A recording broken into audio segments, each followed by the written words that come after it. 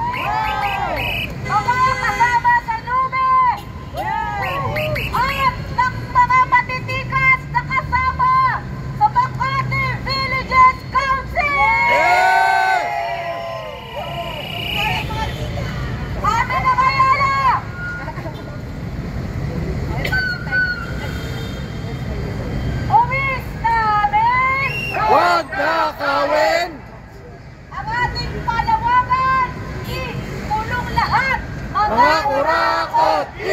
Kulong lahat! Mga kurakot! Kulong lahat! Mga kurakot! Kulong lahat! Mga kurakot! Pondo ng bayan! Ibalik na yan! Pondo ng bayan! Ibalik na yan! Pondo ng bayan! Ibalik na yan! Pondo ng bayan! Ibalik na yan! Uwis namin! Huwag nakawin! Ang dating pagpapatuloy tinatawagan ko si kasamang Bobit Liproho na isa sa mga nagpanda laban kay Marcos at sa anak ng salot na mandarambog na Marcos ulit sa palasyo!